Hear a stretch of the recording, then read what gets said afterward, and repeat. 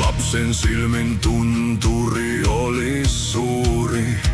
Rannio kotiin aina johdatti.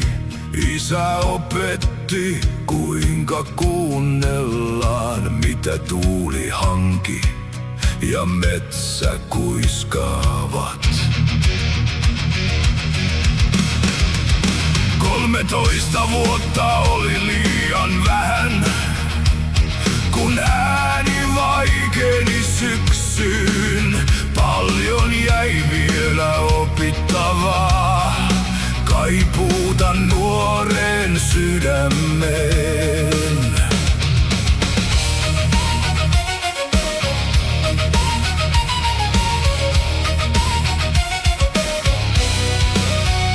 Sitten sattuma tuli ja kysyi, saanko viedä pojan mukanaan? Metsä ja kalppinokka odottivat jo. Työ isänsä lailla jatkua sai. Hän opetti viimeiset taidot, miten luonnossa poromies kulkee. Ja pojasta kasvoi mies, tunsi seutunsa kairoineen. Vuosien jälkeen porot jo ovat poissa, mutta pohjoinen irti päästä ei. Hän jäi sinne, missä Syntyi ja kasvoi, missä isänsä kulki kerran koko elämän. Vaaran laidalla ilta on hiljainen.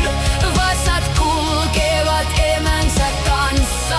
Iltaan katsoo hän kauas hämärtyvään taivaaseen ja aistii sanat nuo tuulessa. Muista juuresi, jatka matkaa, nautipa elosta. Älä sankarin viittaa naulaa, Vaan veistä se kelosta. ja niin hän tekee hitaasti. Vaikka vuodet ovat vieneet paljon, Sillä pohjoinen tuo aina luonnon mukanaan. ei polkuaan väristää voi. Ei vanhana vastustaa, sillä tunnen juureni vahvan, isän jälkeni voi.